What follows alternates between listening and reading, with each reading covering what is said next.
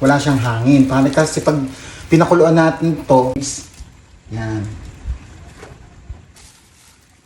Hintayin natin siyang maluto. Ayan, hiniwa na siya. Pinaghiwa-hiwa na siya at nasa kababad siya sa syrup. Ito na ang ating finished product ng kalamay, yung ginawa nating kalamay kanina. Titikman na natin yung kalamay. Ito na yung kalamay, hiniwa-hiwa na siya. Tapos meron siyang latik.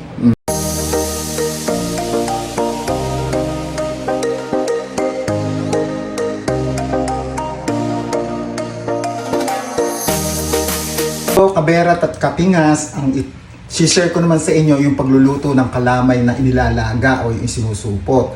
Ang gamit natin dito ay yung glutinous powder. Meron tayong kasaba flour o kasaba powder, asukal, at saka itong glutinous flour. Ang ating glutinous powder ay 4 na tasa, 4 na ganito. Sinukat ko na siya 3 plus ito pang isa, bali 4.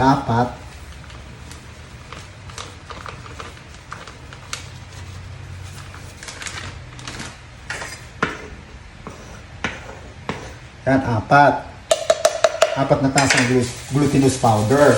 At saka yung kasaba powder half cup. Ito, half cup.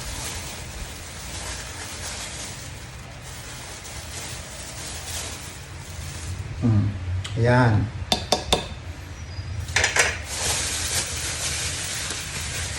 Tapos yung asukal, 1 tasa, 1 tasang asukal. Asukal na puti.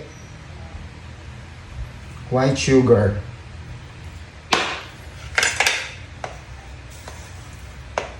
Yan.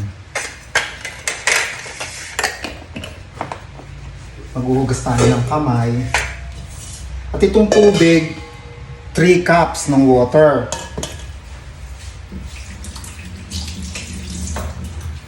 Ang sangkap natin sa kalamay ay 4 na tasang glutinous powder, kalahating tasang kasaba flour o kasaba powder, 1 cup sugar, and 3 cups water. Ito, ihahalo natin dito.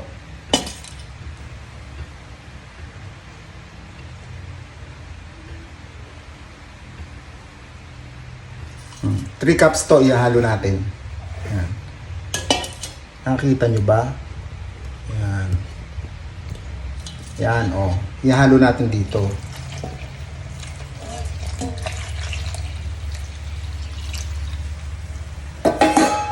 Hintayin natin matunaw lahat yung kasaba, yung glutinous dun sa tubig, at saka yung asukal hanggang maging pino.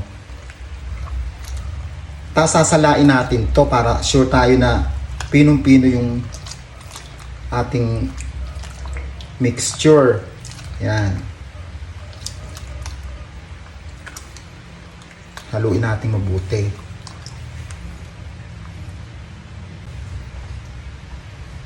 O ayan, lusaw na siya, tunaw na lahat ng kasama powder, asukal, at saka itong glutinous rice. Ngayon sasalain natin para sure tayong pinong-pino yung ating ginawa. Ayan. Ito, salain natin dito. Sasalaan. Ayan.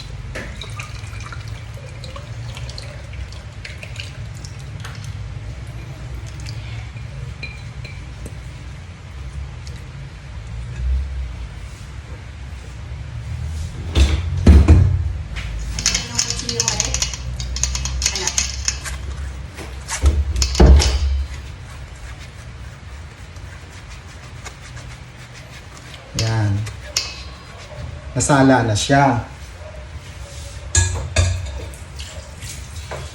Ngayon ilalagay na natin sa plastic.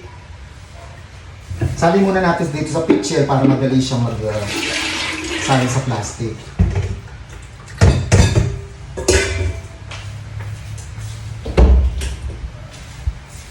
Ito. Yan. Yung plastic, lalagyan natin ng langis ng yung langis ng nyog o yung pinag-anuhan ng latik. Ayan. Para hindi siya maningit dito sa plastic. Ayan, ganyan lalagyan natin dito. Isang kutsara. Ito yung ating latik na gagamitin at meron siyang langis. Ayan. Lalagyan natin dito isa-isa. Ayan.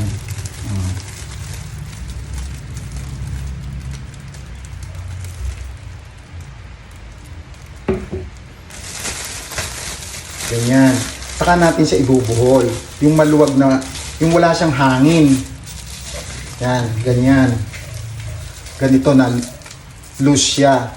Wala siyang hangin. Kasi pag pinakuluan natin to, lolobo pa siya. Yan.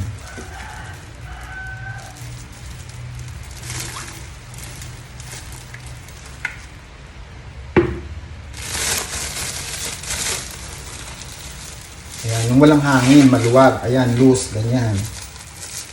Parang loose Valdez. Ayan. Ngayon, ilalagan natin. Pero dodoblehin natin ang supot para hindi siya masira yung plastic o baka mabutas, sayang. Kaya, dodoblehin natin yung plastic. Ayan. Ilalaga natin siya ng 45 minutes. Nagpakulo na tayo dito ng tubig. Ayan na yung tubig niya. Ilalaga na natin dito. Orasan natin siya ng 45 minutes. Yan. Hintayin natin siyang maluto hanggang sa 45 minutes. Yan. Tatakpan natin. Hintay tayo ngayon ng 45 minutes. After 45 minutes, titingnan na natin. O ayan. 45 minutes na, kaya hanguin na. Patayin muna natin yung kalan, yung apoy ng kalan. Ayan, i-off muna natin. Ayan.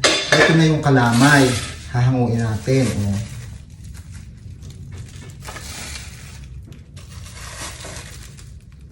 Palalamigin natin to bago natin siya hiwain at lagyan ng latik at syrup. Ayan. Ayan, ganito siya. Ngayon, hiwain natin mamaya pag malamig na. Abangan nyo yung paghiwa natin at pagtikim natin ng kalamay at saluhan nyo ako mamaya. Ayan, hiniwa na siya. Pinaghiwa-hiwa na siya at nasa kababad siya sa syrup. Syrup na may lime. Yung balat ng lime, yung dayat. Ayan, o. Ganyan yung itsura. Ito na ang ating finished product ng kalamay. Yung ginawa natin kalamay kanina. Ayan na. Mayroon na siyang latik sa ibabaw at hiniwa-hiwa na yan. Ito ang kalamay natin. Nakakainit. Titikman na natin yung kalamay. Ito na yung kalamay. Hiniwa-hiwa na siya. Tapos mayroon siyang latik. Ang harap niya. Malambot. Kasi malapit na ang piyesta dito sa San Leonardo. Dito sa amin. August 24. Kaya nagkakalamay. Isinyer ko kung paano ako magkalamay. Yung nilalaga. Ang sarap niya. Tsaka wag niyo masyadong tatamisan.